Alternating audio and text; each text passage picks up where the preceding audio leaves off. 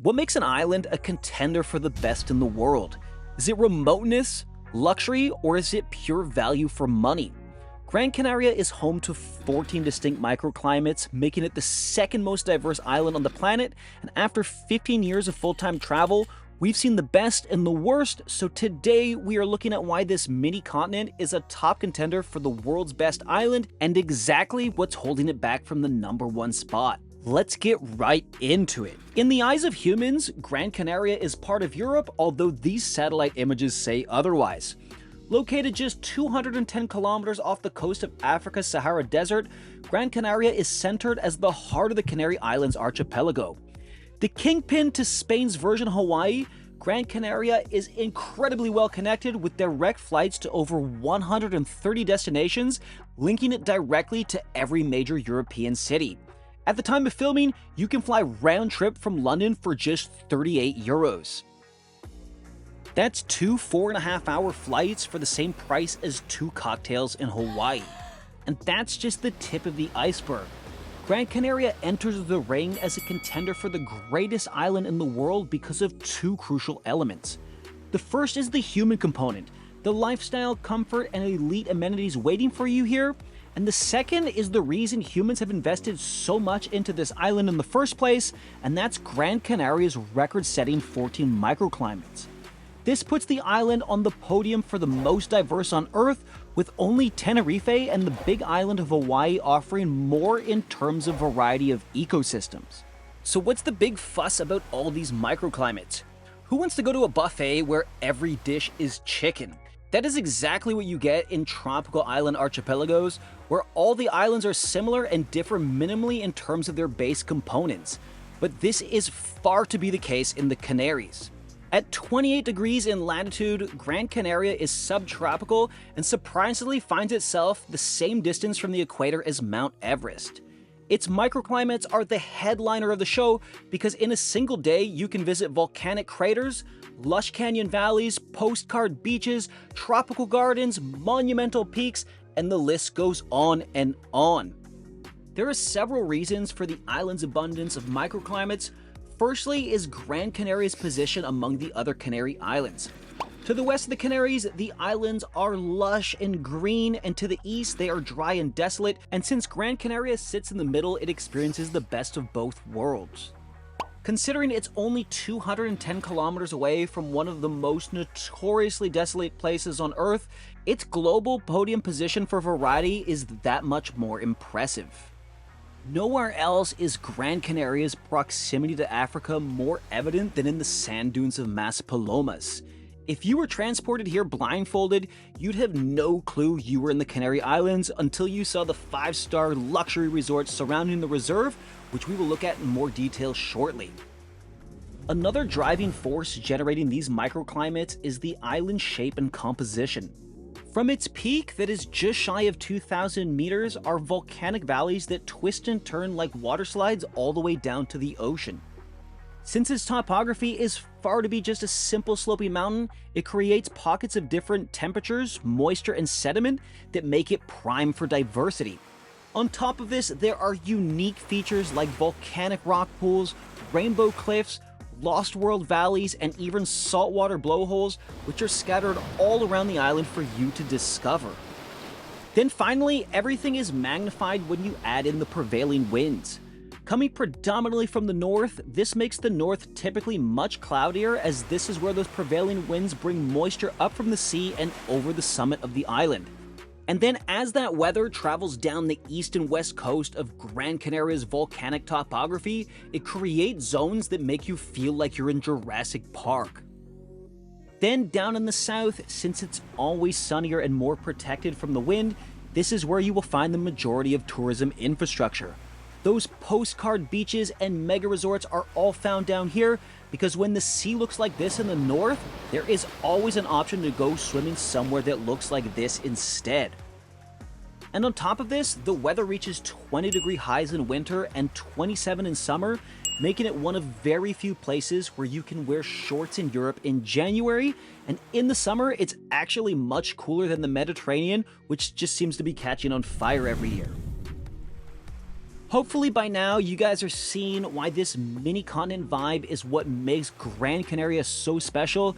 You can sit around a tropical beach and enjoy the sun if you want. You can also witness some of the most legendary topography in the world. And this isn't just YouTube fluff. From the countless epic viewpoints that can easily be accessed by car or bus, to the hundreds of kilometers of insane hiking trails, coming to Gran Canaria and just staying at the resort is tremendously ill-advised. You should definitely have a look at our top 12 places to visit video after this to help you make your itinerary perfect.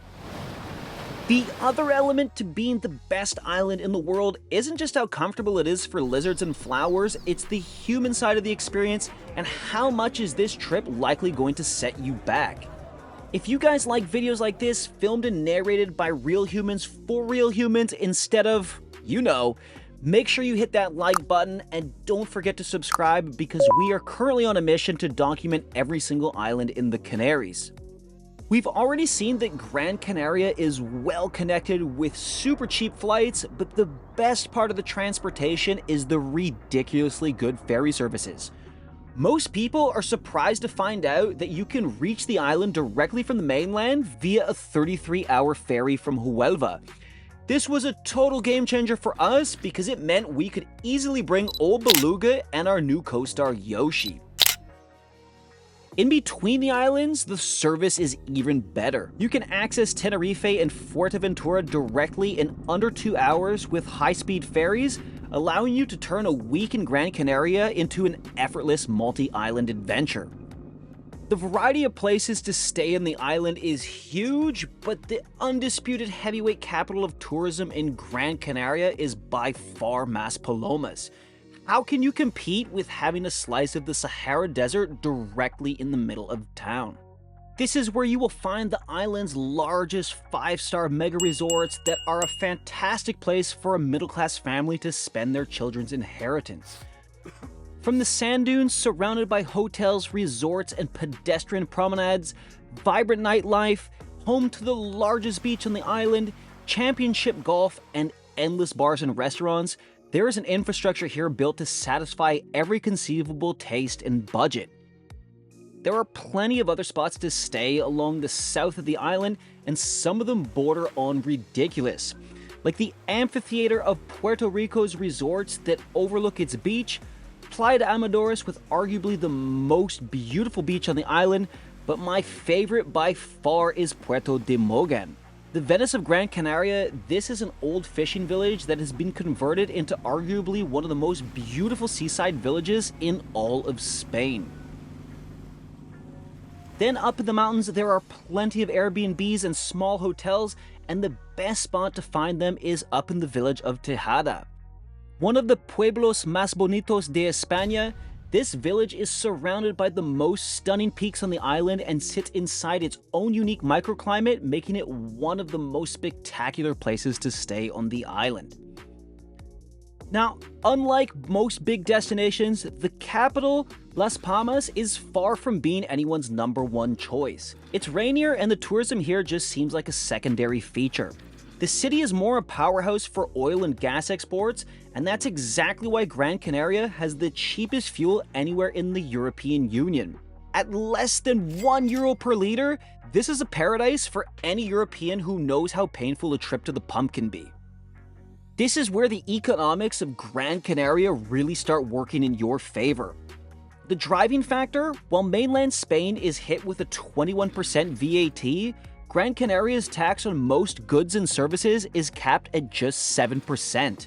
The island knows exactly how to leverage this to its advantage, creating a shopping and dining scene that feels like a permanent discount when compared to the rest of Western Europe.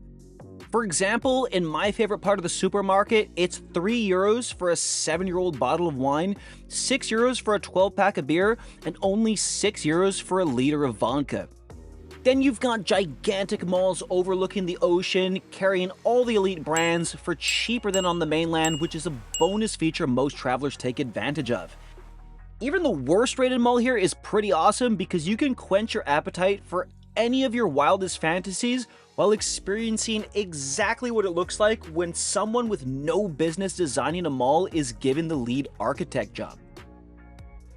And then on top of these tax benefits, if you come here outside of holidays and peak season, which is arguably much more enjoyable, prices on accommodation can be up to 50% cheaper, or you could just get 2-week stay for the price of one. If you want to experience the absolute most the island has to offer, you 100% need to rent a car. At the time of filming, you can book one for an entire week for just 83 euros. To put that in perspective, a one-way taxi from Puerto Rico to the airport is 105, making renting a car here an absolute no-brainer. The island is super easy to navigate in large part due to its main highway that goes 3/4 of the way around the island. And I know that a highway in paradise might not mean much to somebody who's never been to Bali, but anyone who's sat through a 2-hour taxi ride just to go 8.5 kilometers knows precisely how awesome this feature is. You'll see the full breakdown of the top 12 places in the next video, so I won't spoil the surprise here, yet at the end of the day, Gran Canaria hits hard in both the natural and man-made environments, providing more than enough to keep you busy, and most importantly, enough local cheeses to keep a French woman happy. However, to truly be the best in the world, there are a few things that still need to change. First of all, since the capital Las Palmas is home to nearly 50% of the island's residents, an electric train connecting Las Palmas to Maspalomas, including a stop at the airport in the middle, would reduce traffic around the capital significantly. Luckily, Maspalomas does not have traffic like this, but during rush hour, the north is a place you should avoid, just like talking politics at Christmas dinner. There are plenty of windmills to power such a project, and it just seems like a logical choice considering over time traffic in the capital is only going to get worse. Next, Gran Canaria needs to wake the f*** up and get rid of the dolphin jails. Camel rides in the dunes are one thing, but we are a quarter of the way through the 21st century, and we know better than to have dolphin jails. The island also needs to clean up some of the old dated buildings and dead spots in the more prominent hotspots. They need to create incentives for local people to have small shops and boutiques in these areas to clean up some of the failed projects from the 70s and 80s. Gran Canaria also needs to implement more sophisticated crowd management systems at more of their hotspots. So far, only the Roque Nublo requires a mandatory reservation to visit, and while it's free, it is crucial for preventing total chaos when everyone decides to rock up at 10:30 in the morning. Beyond just managing crowds, they need to better incentivize the low season to support the smaller local hotels and restaurants that often shut down during these gaps. Humans are humans, and even a 500% markup at Christmas doesn't stop the resorts from hitting 100% capacity, but if they sweeten the pot to encourage travel at different times of the year, they might finally achieve a perfect balance across all the seasons. If Gran Canaria could sort these things out, as far as travel destinations go, this island would be nearly perfect. That's how we see it, but what do you think? Does Gran Canaria actually belong in the conversation as the GOAT?